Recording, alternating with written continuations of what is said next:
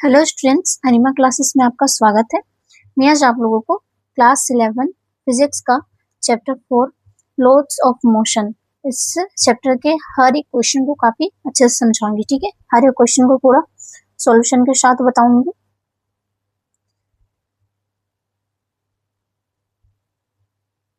हर एक क्वेश्चन को पूरा डिटेल में समझाऊंगी, पूरा बारीकी से उसके रीजन के साथ बताऊंगी।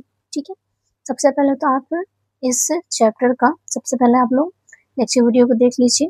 ठीक है, मेरा जो एम क्लासेस में जो लेक्चर वीडियो पहले उसको देखिए, एंड देन उसके बाद आप एनसीईआरटी के क्वेश्चंस बनाइए। उसके बाद एमसीक्यू क्वेश्चंस में अपलोड किए, उसको पहले उसको फिर देखिए।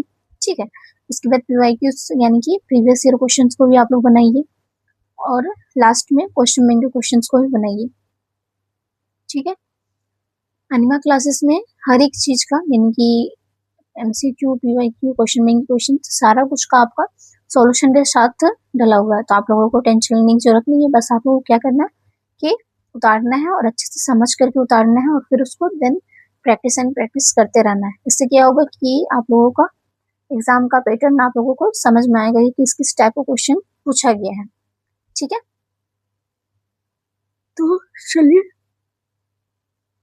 और इसके लिए आपको क्या करना होगा, सबसे पहले चैनल को सब्सक्राइब करना होगा, क्योंकि जब तक सब्सक्राइब नहीं कीजिएगा तब तक आपको हर एक वीडियो आसानी से अवेलेबल नहीं हो पाएगा।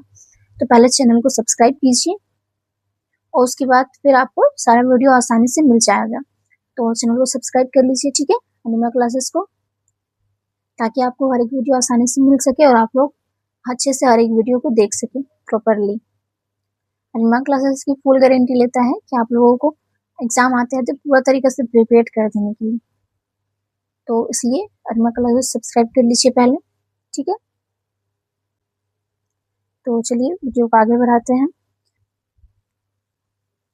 तो क्वेश्चन नंबर 3 है आपका, neglect air resistance throughout and give the magnitude and direction on it the net force acting on a stone at mass 0.1 kg।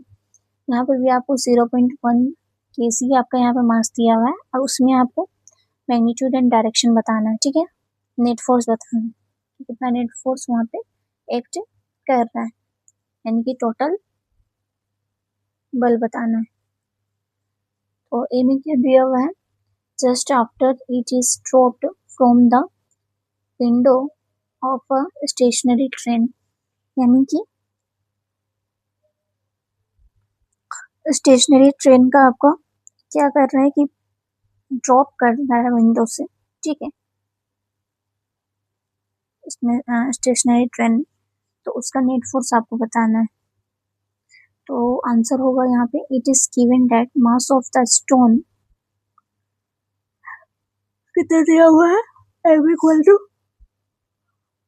0.1 kg, acceleration of the stone a equal to c equal to 10 meter per second square. From Newton's second law of motion, the net force acting on the stone is F equal to ma equal to mg। ठीक है, क्या हो जाएगा, F equal to ma मतलब ये mg हो जाएगा, क्योंकि a जो है एक्सीलरेशन जो है वो ड्यू टू ग्रेविटी होता है। ठीक है, तो एम की जगह पे mg भी बोल सकते हैं, तो F m की जगह पे 0.1 मास आपका दिया हुआ है, और एक्सीलरेशन आपका 10 तो होता ही है, तो दोनों को मल्टीप्लाई करेंगे तो क्या हो जाएगा 1 newton. It is known that acceleration due to gravity always acts in the downward direction, therefore the magnitude of force is 1 newton and its direction is vertically downward। Question number B में है, just after it is dropped from the window of a train running at a constant velocity of 36 kilometre per hour, यानी कि stone जो है वो कितना में act कर रहा है, ड्रॉप कर रहा है विंडो से, जब ट्रेन जब चल रहा है तब एक कांस्टेंट वेलोसिटी से ड्रॉप कर रहा है। ठीक है, और कितना वेलोसिटी से, 36 किलोमीटर पर आवर, यानी कि हर एक घंटा में 36 किलोमीटर मूव कर रहा है।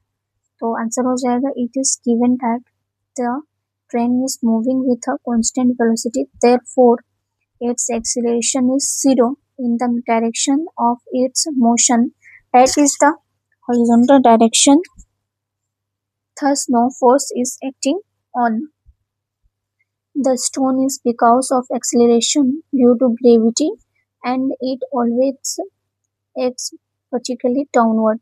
Therefore, the magnitude of force is 1 Newton and its direction is vertically downward. सी में क्या बोला गया? Just after it is dropped from the window of a train accelerating with 1, यानी कि जैसे ड्रॉप कर रहा है विंडो में, ट्रेन जो है वो एक्सेलरेट हो रहा है कितना में कि 1 मीटर पर सेकेंड स्क्वायर में, ठीक है। तो इसका आंसर लिखिएगा, it is given that the train is accelerating at the rate of 1 meter per second square. Therefore, the net force acting on the stone is F is equal to ma equal to 0.1 into 1 equal to कितना हो जाएगा? 1 Newton हो जाएगा, ठीक है। This force is acting in the horizontal direction.